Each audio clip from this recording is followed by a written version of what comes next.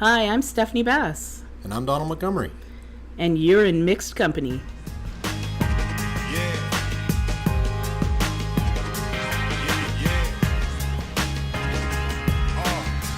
Welcome to In Mixed Company. This is a podcast discussing mixed race identity and the politics of race, hopefully respectfully and comfortably, in mixed racial company. That is, with people of all different races.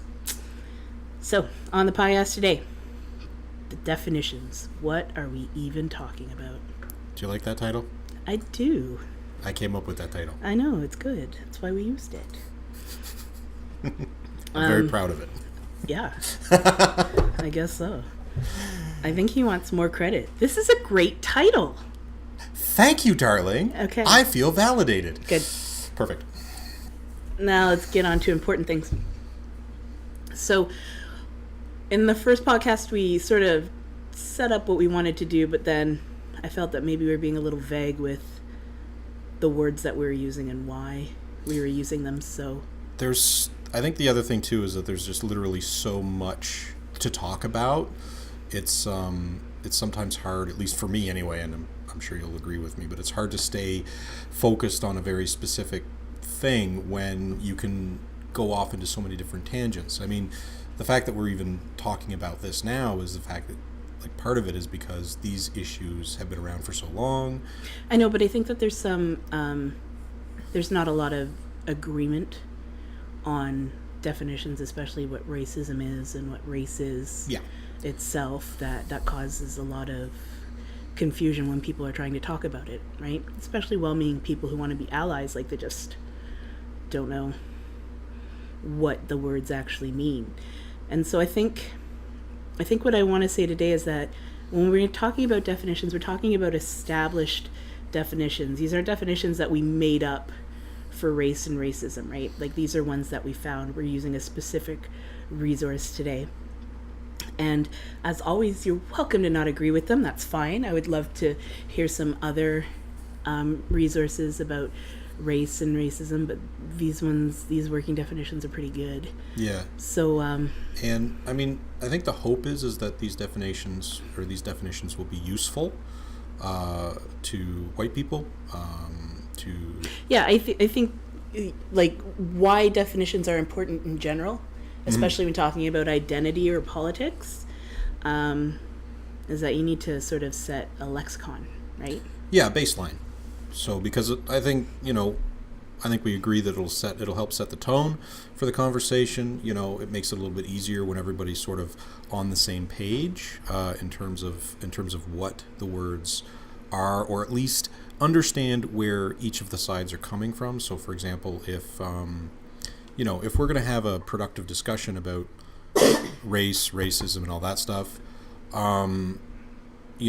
I think it's very helpful to establish sort of a rule, or at least a set of rules and guidelines on the conversation. And, I think these definitions do that, because otherwise, if the parties to a conversation disagree on the very fundamentals, you're not going to get anywhere. You're just going to scream at each other. Yeah. So I think that's why I wanted to put these out here sort of right at the beginning. Just as, if you do want to engage somebody in talking about race, especially if you're not of the same race as them, having, this set, the basic definitions, and being able to put those out there, I think is really key in order of having, like, a conversation that's beneficial to everybody and constructive, That's also a starting point, too. I mean, if someone comes to this podcast and does not necessarily have a background in any racism thought or anything like that, at least providing, a few key terms and what they mean and how they're used in this context helps a person understand the conversation we're having. Yeah, I think that's true. Okay, so let's get into it. So, for the most part, the definitions that we're using come from Teaching for Diversity and Social Justice, a source book, and that is by M. Adams and P. Griffiths. They're the editors. The definitions we'll have on the blog, so you can download them if you wanted to read them yourself, with the proper citations, so that you can find that book if you want to read it. It's good. So, what's the first one we're gonna define? Well, why don't we start with race? That wonderfully artificial construct. Okay, so in the resource they write that race is a social construct that artificially divides people into groups based on certain characteristics such as physical appearance, ancestral heritage, cultural affiliation, cultural history, and ethnic classification. So there's a lot of big words in there. There's a lot of words that if you didn't go to a liberal arts college like we did, you might not know what that means. So we'll start with social construct. Do you know what a social construct is? I have a foggy notion. I mean, it's basically Lay it on me. Oh, God. Let's hear it. So some of us went and did classics in university instead of, modern history. So And women's studies. Yeah, but I think yours and anti-racist studies. Frankly, I think your degree is a little more valuable than mine. You should tell the world. I should tell the world. Because nobody wants to pay me for that. Well, nobody wants to pay me for mine either. Anyways, we're talking about what's a social construct. Right. You're just avoiding I'm trying to explain what a social construct is. So it's basically a... if it's okay to say you don't know. Yeah, I'm going to have to pass on this one. Because what I'm going to come up with is literally just going to be a mishmash of words. Okay, so what I remember... the social constructs are huge in women's studies as well when we talk about feminist studies. A social construct is something that is created in order for society to function, the hierarchies and power imbalances in society to function. They're not necessarily real. The unwritten rules. Yeah, but they're not real. Yeah. So the idea of race, people, there was no pure race. Right? There's been race mixing for as long as there's been different colors of people. The idea of race and that there's characteristics that go with one race that don't go with another, that's not a thing. Biologically, we're all the same. Right. So, for example... We just have different coloring, like we would have different color hair, different color eyes. Yeah. So, for example, skin color or facial features or and that's hair. Well, if you have a bunch of white people, yeah, one person's a brunette, one person's a redhead, one person has blue eyes, one person has freckles, all those differences, those superficial differences, that's the same as race. Just because my skin's brown, that's just a different coloring. Yeah. It doesn't mean that I have a different genetic makeup code or makeup like an alien. No, it's like instead of having freckles, you have... I'm just one big freckle. Yeah, exactly. So, well, that's actually funny. Just one big freckle. Yeah. And it's the characteristics that became a part of that that are part of that social construct. So our society created those characteristics in order to further some sort of narrative. Okay, be it like slavery. It's easier to enslave people that look different than you, and it's easier to enslave those different looking people if you adhere different characteristics to that race, even though that might not be something that was ever a characteristic of those people. It's something that's made up. Yeah. Okay, and I'm not going to say that race matters. It matters to everybody, and the different colors and that construct and how we fit in society. It matters, but it was made up. Yeah, I mean, we live in the real world, and in a perfect world, it would not matter because... Well, okay, but I don't want to talk about that. Yeah. I want to talk about It matters, but it was made up. Yeah. It was made up. Yeah.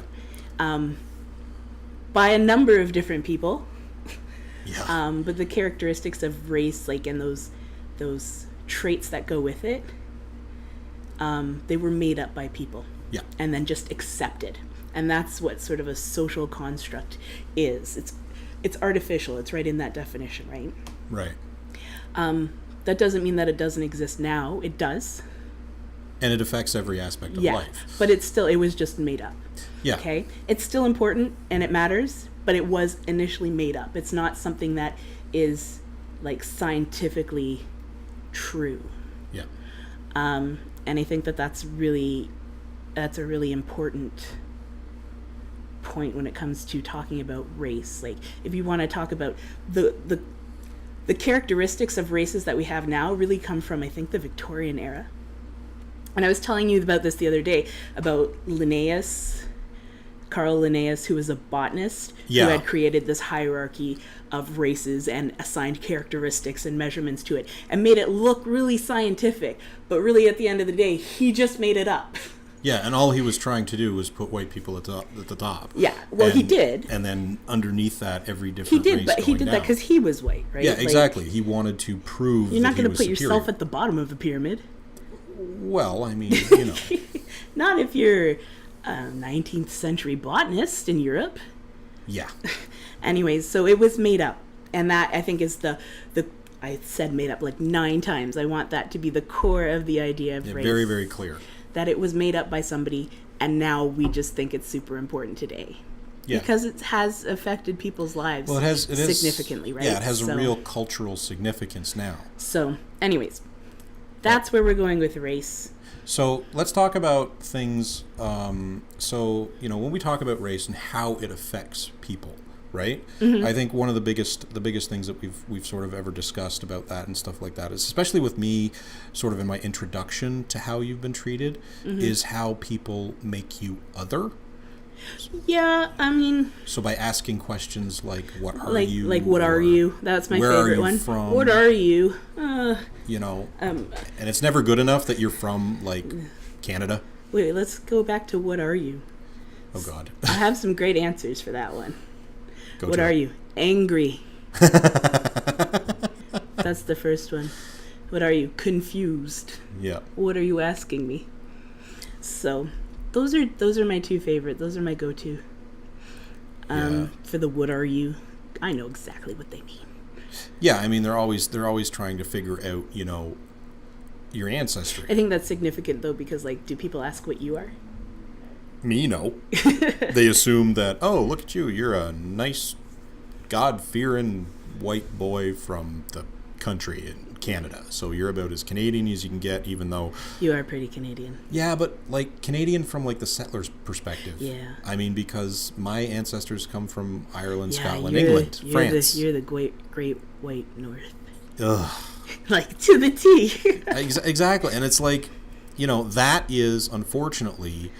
When people talk, especially when white people talk about, true Canadians, it tends to be along those lines, and that's a racist construct. Yeah, I fall into that trap too, though. With my friends, I'll be like, we'll be walking in the summer, and one of my friends will be like, "Oh, it's so hot out." I'm like, "But you're from somewhere warm," and he's like, "I'm Canadian. My parents are from somewhere warm." I fall into that trap too with my friends that are not white. Yeah. Because it's sort of I internalize it to some extent. I mean, I'm not perfect, right? So. Well, I don't think anybody who lives in a society and who functions in the society can ever truly, completely get away from those sort of constructs, those rules or whatever. No, I think that we're all part of that. Yeah. Anyways.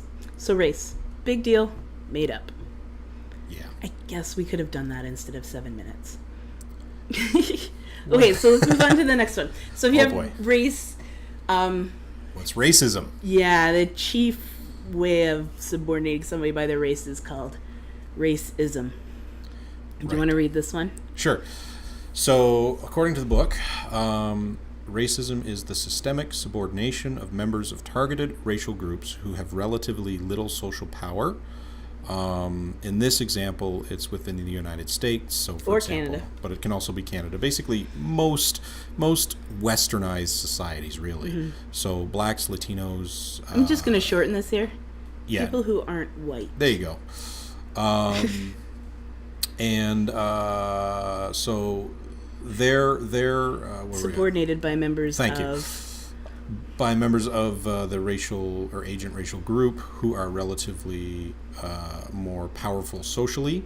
So in this example, whites, and this subordination is supported by the actions of individuals, cultural norms and values, and the institutional structures and practices of society. These are wordy definitions. Yes, they really are. I think they come from a text that's used at university. Yeah, it is. It's So teaching fighter, like it's a teaching guide. yeah, it's literally It's like a social justice teaching. yeah, but it's an attack of this resource. authority. But it's good because I like that it sort of incorporates all these different things. So I like that it talks about actions of individuals, cultural norms, values, institutional structures, and practices of society. So it sort of has everything in there. So it sort of starts from like the like micro, the like one-on-one actions of people. Yeah. Like I will refer to this a lot. I went to Starbucks and somebody called me a monkey. Yeah, exactly. And the other thing too, and this is really, really important for the conversation, is that, you know, a lot of people who, you know, come from the perspective of that racism affects everybody. So for example, you know, it's not a two-way street. It flows from the top to the bottom. Yeah, I know. Oh, I know you know that. Sorry, I'm my wife calls this white-splaining, and I do apologize if I ever come off as like preachy, because that's not really my intent. But the main idea is, you know, some people will argue that, you know, a black person can be racist against a white person in North America. And I mean, I think a person can be prejudicial. I think a person can be a jerk. But when you're talking about, you know, racism, you are talking about a power structure that exists. Yeah. Like that doesn't reverse. What did that comedian Tom Segura says, if you go and call one of your white friends a honky, they'll just die of laughter. Yeah, as opposed to, I mean, I would still be insulted, but I mean, at the end of the day, what's it? Yeah, it does nothing. Yeah, like you could say that guy's a jerk, but yeah. If somebody calls me the N-word, for example, which I will never say because I've been called it far too many times. There's a historical implication after that, right? Like of what that means. Like my ancestors were slaves, and so that word was used when they were slaves, and that can always bring me back to that. It's like I call it like the trump card of racism. You like I can get called tons of names, and like I would probably be like whatever, but the N-word just really sticks. Yeah. To me because it's so old and it's still used so much that because people know that's gonna hurt you.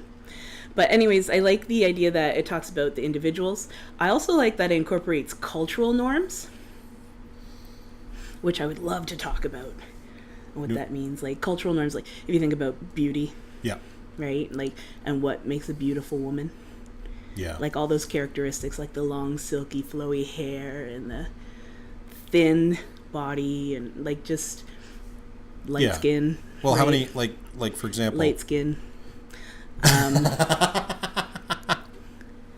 and stuff like that. Anyways, having those values, and the institutional structures, I like that too. Where it talks about when we talked about that the other day, like the idea of textbooks, or we could talk about racial profiling. Yep. In the police. How you're treated medically. Yeah. So I like that this definition encompasses all of those. So. Yep. Next definition. Oh, I love this one.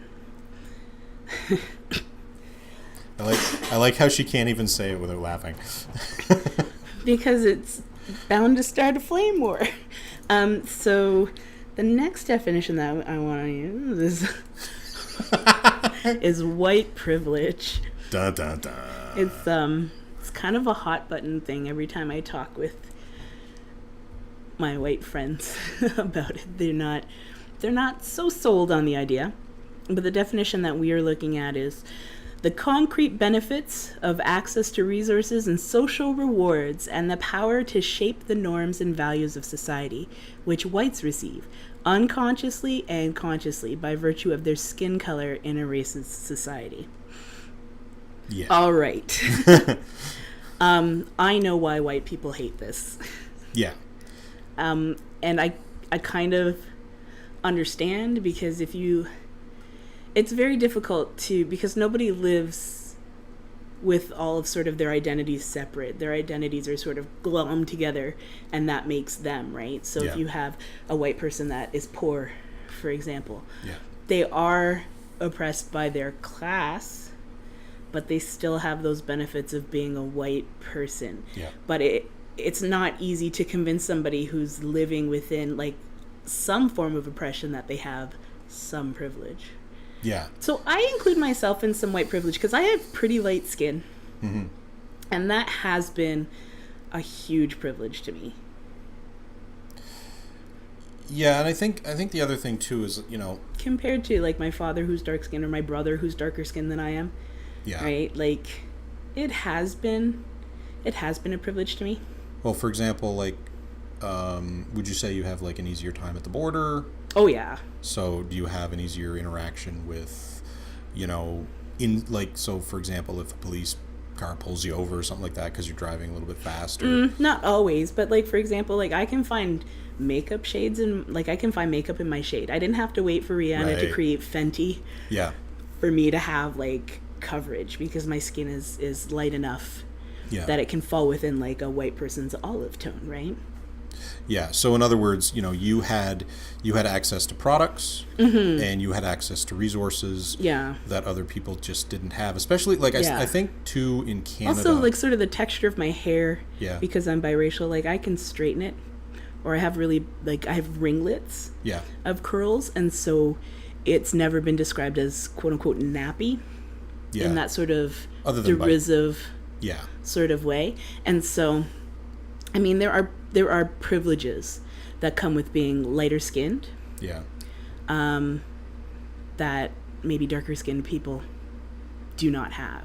And so because I sort of see that, I just don't understand what the problem is with accepting and just owning. I have some privilege with that. Like, so, I have privilege because I can walk on two legs. Yeah. Like I have privilege because I make a good living, so I have a class. Yeah. Like I'm heterosexual, right? So yeah, there's another challenge you don't have to deal with. I'm cisgender. I look like a woman, quote unquote, what a woman, quote unquote, should look like.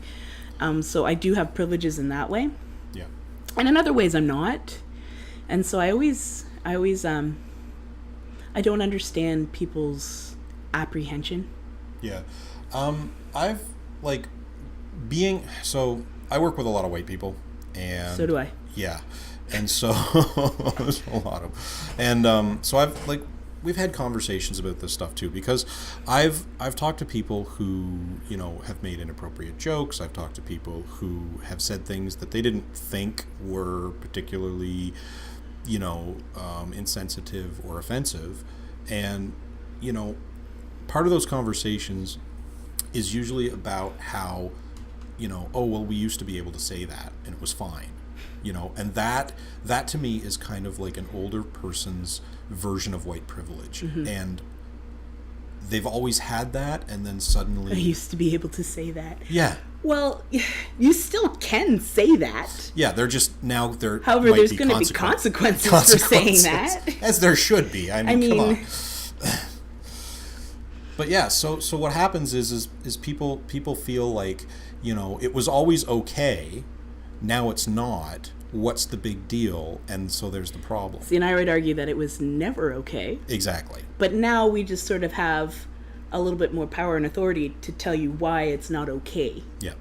Right? And so that's how I would say, it was actually never okay. What's really funny to me but now I feel empowered enough to say, hey, that's not cool. Yeah, it's not actually funny. It's actually kind of tragic. But the idea that people who will refuse to admit that white privilege exists are also the same people who will complain about the erosion of their status. No. So it's like they'll acknowledge the fact that, yes, we're losing all of the perks, but they won't acknowledge that white privilege exists. But if they weren't losing the perks, it wouldn't exist. Yeah. You know what I mean? Yeah. Like, so they know it's there. Like they just... racist Occam's razor. Ugh. Yeah. I think that there's a really good resource about talking about white privilege and sort of the concrete ways that people benefit from it. And I remember it from my first year of university, which was a few years ago. We won't say how many. The article was by Peggy McIntosh, and it's called "Unpacking the Invisible Knapsack." And yeah, I'll make sure that I link that. I think I have I think I can find a copy online and I'll link it on the blog because it's really cool. They talk about, she talks about like how white privilege, like different concrete examples.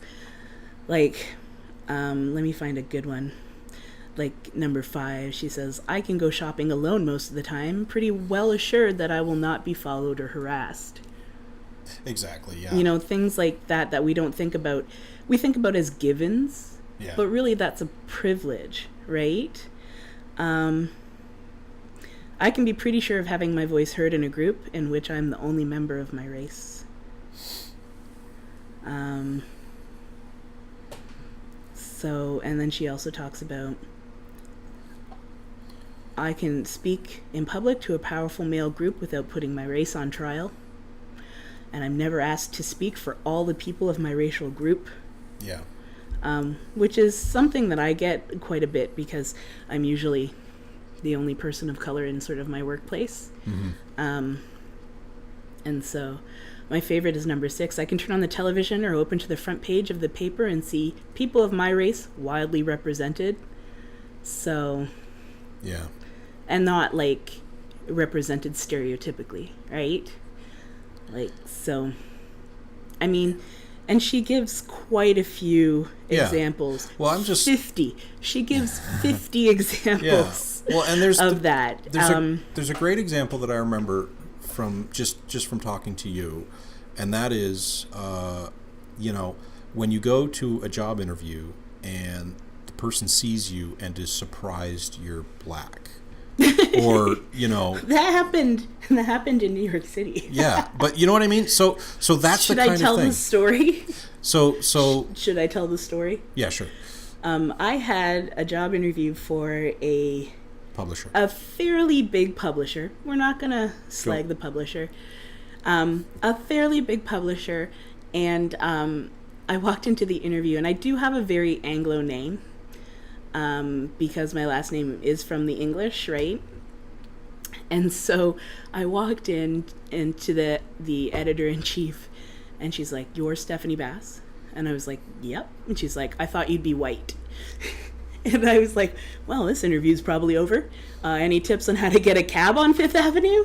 Because I mean, it was over then, right? Like, yeah. I didn't want to work there anymore, and No. I'm pretty sure she didn't want to talk to me. Yeah. So, thanks for the free trip to New York. Yeah, but that's the idea, right? Like, no one would express surprise at a white person showing up to that interview. With my name. You know, with your name. No one expresses surprise when I show up. Yeah, because your name's pretty white, and you are also pretty white, so that works. Yeah, exactly. You know? So, I mean... So, yeah. So, white privilege. I don't think we're going to solve white privilege. I think that's enough to have a whole episode on its own. Maybe a 3-part episode. Yeah, I was going to say that's going to be a long discussion with lots of different white people and getting people's take on that. I feel like there'd be a lot of yelling from some people. No, I think that you can talk about it nicely. I mean, if you give people some readings to go on and then you discuss the readings, I think it's less threatening. That's when I used to teach. Yeah. At university, that's how I used to do it. I'm like, no, we're not going to. We're going to talk about the readings. What do you not agree with the readings? And I think that will be something really neat to get other people's point of view. And if you're listening out there and you want to download the article and give me some of your thoughts, you could always email me at inmixedcopodcast@gmail.com. Is it IMC or inmixedco? It's inmixedco. Okay. But, yeah, so we have a lot more of work to do on. Yeah, there's plenty of material. Yeah, to on go white over. privilege. The last definition is it's an ally. Oh, goody. So, an ally is basically a white person who actively works to eliminate racism. This person may be motivated by self-interest in ending racism, a sense of moral obligation, or a commitment to foster social justice, as opposed to a patronizing agenda of wanting to help those poor people of color. A white ally may engage in anti-racism work with other whites and or people of color. And yes, I'm going to freely admit that I am motivated by all three of those things. Self-interest. My wife is biracial. She's a person of color. I do not want to see her hurt. I do not want to see her othered. I do not want to see her disadvantaged. But then, I also don't want to see others go through the same thing. I don't want anybody to have to deal with that type of behavior and that type of oppression.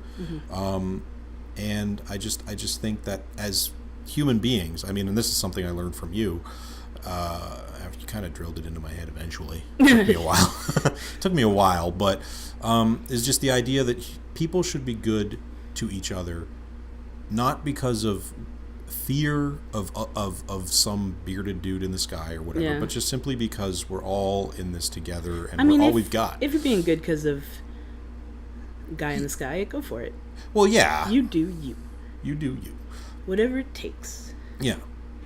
I think that the important part is you don't want to help those poor people of color, those poor coloreds. You don't want to be that person that is patronizing, right? Then you're just reinforcing the that's division. a type of racism, right? Like the infantilizing of people who aren't white.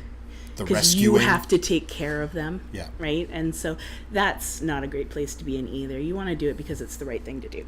Exactly. Right? And recognize the fact that you're dealing with people. You're dealing with equals. You're dealing with people who are in their own right just as interesting and unique as you are. Yeah. I never understood what's so hard to get about that. Yeah, and I think that there's room to be an ally in all sorts of things, right? Like, so when it comes to anti-racism, white people would be the ally, but in terms of Islamophobia, I would like to be an ally. Yeah. Because I'm not Muslim, but I want to make sure that I'm available and defending people against Islamophobia when it comes up, which is coming up increasingly frequently. Yeah. Unfortunately. And so being an ally is the least that I could do, really. Yeah, and it's unfortunate because that level of xenophobia basically hits every person or group that is coming from outside who's not white, at least in Canada and the US, right? Yeah. Which is, it is what it is. Yeah. So those are the definitions that we're going to work with, I think, throughout the podcast. I think we did an okay job. Yeah. These definitions will be available in addition to a PDF of Peggy McIntosh's article on white privilege called Unpacking the Invisible Knapsack on our blog, imcpodcast.blogspot.com. And just because the podcast is over doesn't mean the conversation stops. We would love to hear your comments, reflections, questions. You could visit our blog, as I said before, imcpodcast.blogspot.com, or tweet to us at imcpodcast. If you're a Facebook user, we have a Facebook page there too at facebook.com/imcpodcast. I want to thank Donald today for our discussion. You're welcome. Thanks. Our new episodes upload every Sunday. Our theme music is the song Righteous Fight by Angara. Thanks for listening.